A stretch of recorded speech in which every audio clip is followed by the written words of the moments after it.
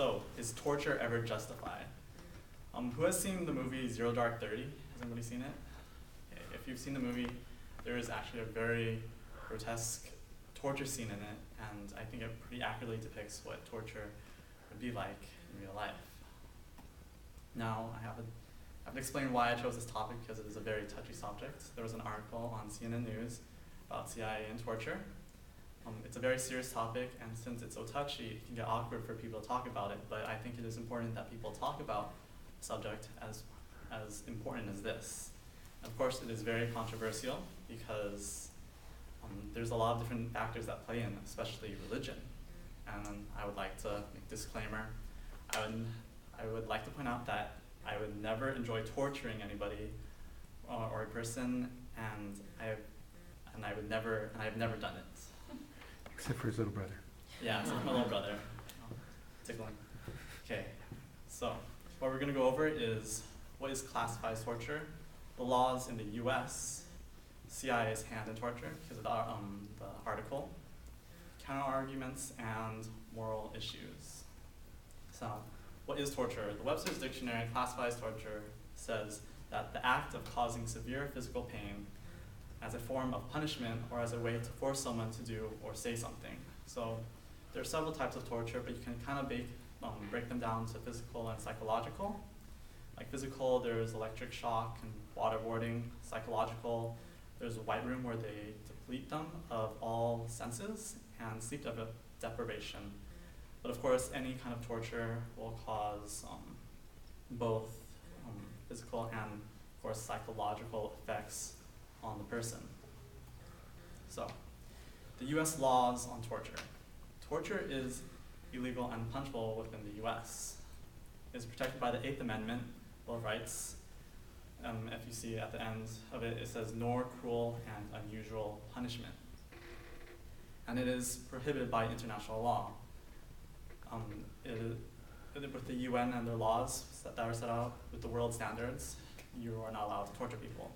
But in the Military Commission Act of 2006, it basically rewrote the War Crimes Act and allowed policymakers and those who apply policy are no longer subject to prosecution. So people like the CIA, who enforce policy, have a bit of leeway. But then it was changed back in 2009 by Barack Obama, pretty much right back when he entered the office. So, CIA's torture techniques. In the law, they have 6 techniques that they are allowed to do for interrogating somebody. This is actually the title of their techniques, 6 enhanced interrogation techniques. The first 3 are pretty basic and understandable. There's the attention grab. They grab somebody and they're allowed to shake them. They're allowed to slap them on the face or the body. The last 3 are a little harder to explain and are more severe. So long time standing is they're put in like a box, or like which they are put in an awkward position where they are forced to stand, but sort of stand, but not quite sit. This has caused them to have sleep deprivation and physical fatigue. The cold cell is where they're put in front of an AC, and they have cold water doused on them. This causes them to freeze up, and this can go for days at a time. And waterboarding is probably the most severe one. This is where, in the picture you can see, they have a cloth put over their face, and they pour water over their head, causing them to automatically act on their gag reflex.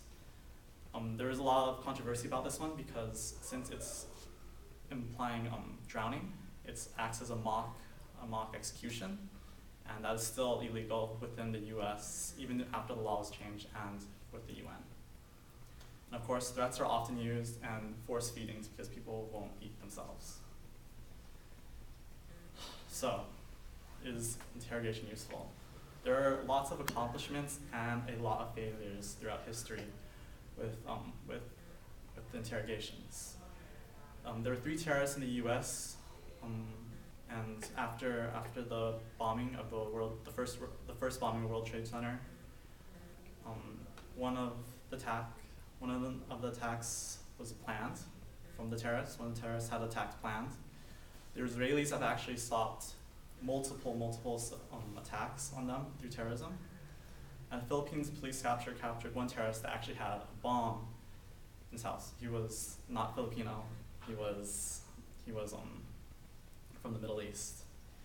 Failures include the Tipton Three. They were 3 people that were supposed to be at a conference, not a conference, but a speech of Osama bin Laden's, but they were not actually there.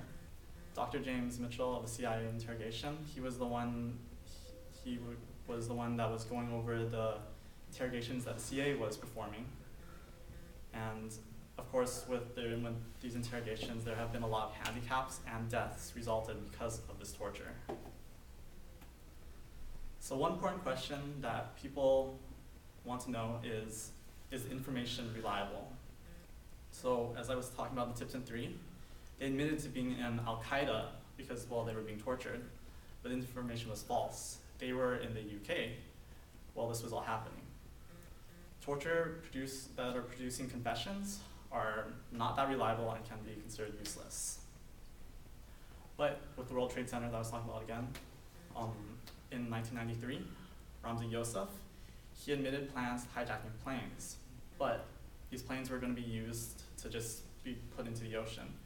So we could have prevented 9/11 with the information that we had gotten from Ramzi Youssef. And the US has only tortured terrorists because of the laws that have been placed out there. So, morals. There's a lot of arguments against torture. One, it goes against human rights. No one deserves to be tortured. If you put yourself in their shoes, how would you feel? And there are always people say there are always other ways. So, against the human rights, interrogating a person to read information that could save lives. So, most of the time when we torture, it's usually terrorists, correct? So, these are people that are threatening our home and our families around us. You may not think that it's affecting you personally, but if you look at 9/11, it affected hundreds of lives in those few hours that it happened. So if you have the chance to save a human life, is it worth it to torture? People often say that they would kill somebody to save somebody in their family. So is there that much of a difference between killing somebody? Who deserves to be tortured? Consider their line of work. These are people that have decided to wage war on people. They know that they're subject to be interrogated, and they expect to be interrogated. The terrorists have actually had the longest standing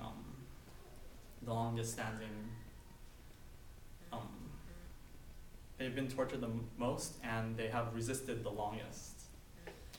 And when people say there's always other ways, there may not always be another way. People are prepared.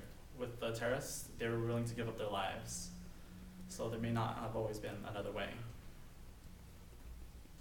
So what we know, torture has been more effective than other techniques except for leverage, saying that we have your family and we are going to kill them, or other sorts of leverage. Laws have also been changed because of torture, because we had seen it as necessary.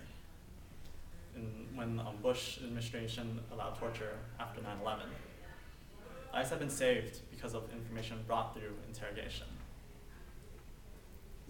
So, I don't believe that torture is a humane and righteous thing to do. I also believe that it needs to be put on certain standards and to be controlled, because what happened with the CIA was unnecessary and there was lots of controversy about it. But I do believe that it is a necessary evil. It's like war.